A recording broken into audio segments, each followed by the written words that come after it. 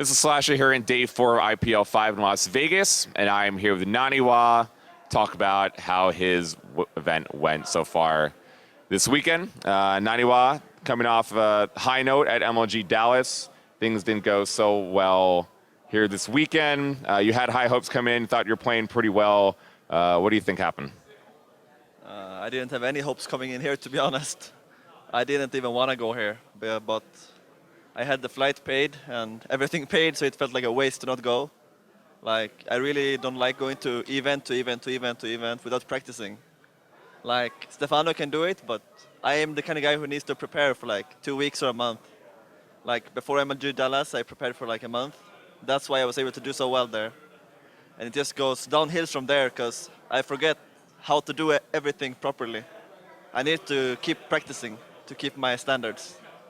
So you think the lack of practice doesn't help you transfer from going from one event that's a following weekend from another major?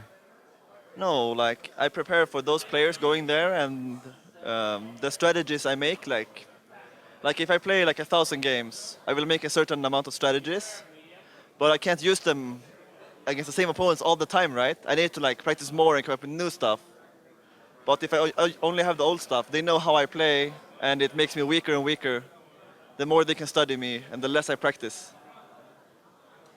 You got knocked out by Scarlet in the upper bracket, and then by C in the losers bracket. Can you talk a little bit about those games?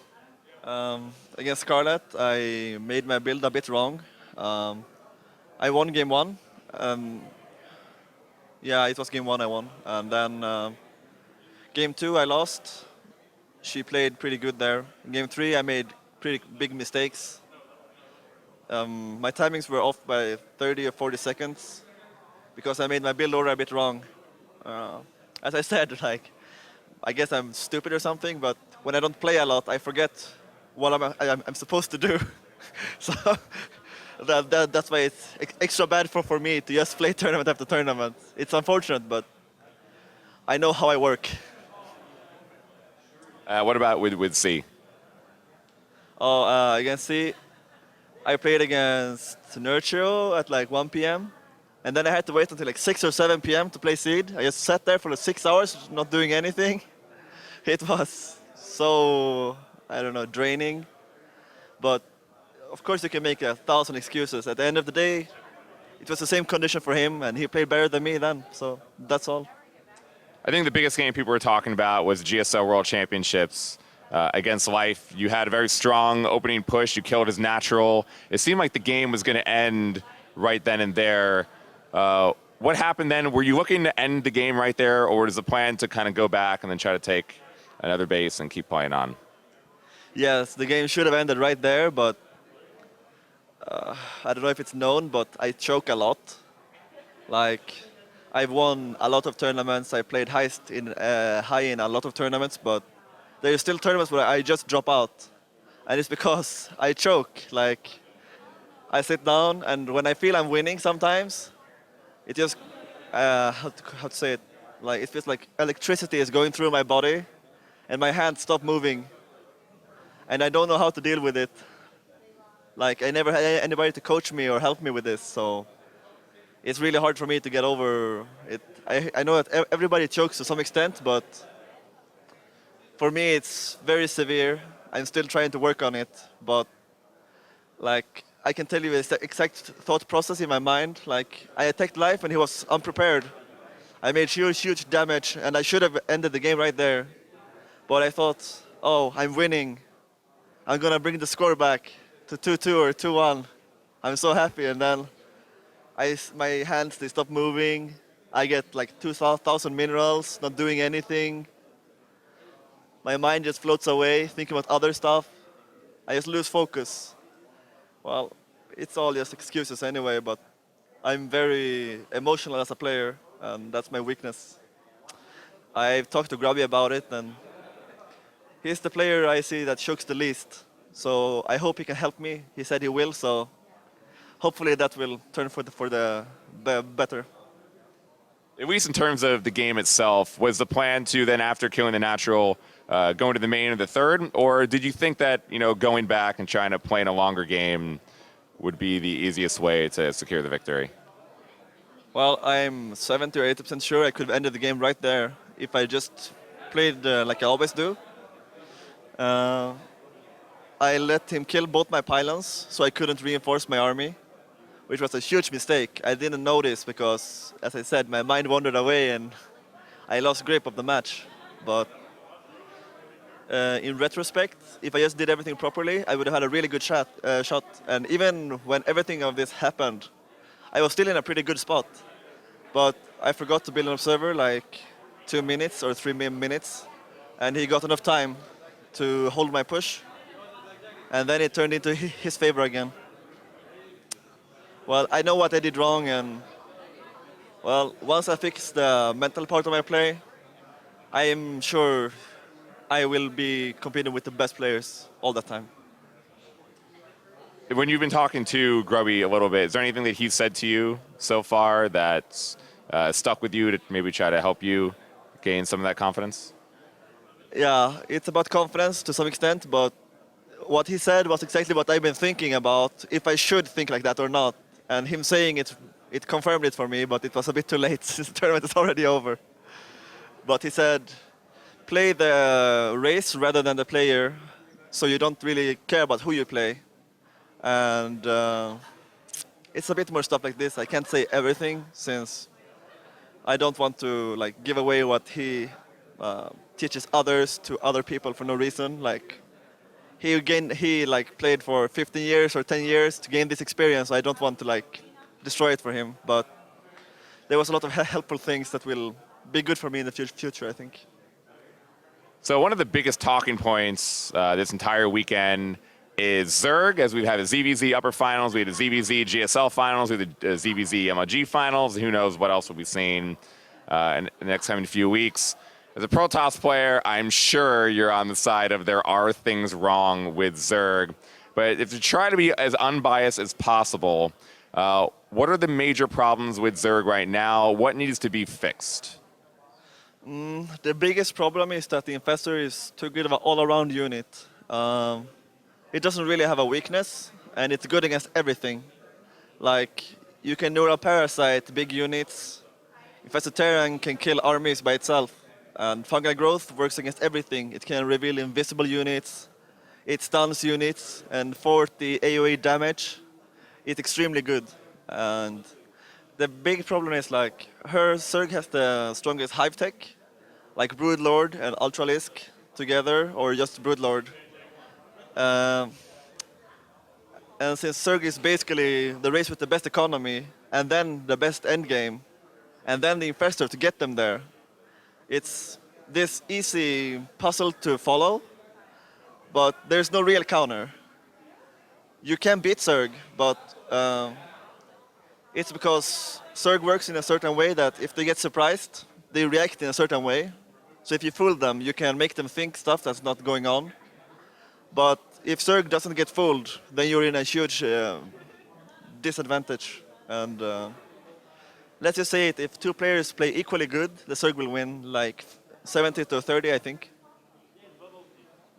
A lot of the Zerg players that I've talked to this weekend, from Life to Symbol to Leenock, a lot of them say that it's the Protoss' responsibility, and Terran to extent too, to not let Zerg get to that late game in the first place, and that you guys have enough opportunity in the early game and the mid game to win, and they don't really have as much of a problem with, I mean, of course, being as Zerg players, you know, with the imbalance. Do you think they have a point there? Well, there's a reason why the most common strategy in PvC right now is the Immortal All-In.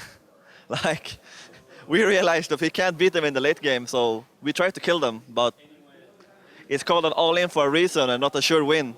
They can't hold everything. As I said, it's up to us to trick them and try to capitalize on it, and then try to kill them somehow. But as I said, if they don't mess up, they can survive, and the late game will come eventually. So there's no such thing as a 100% sure way to kill them.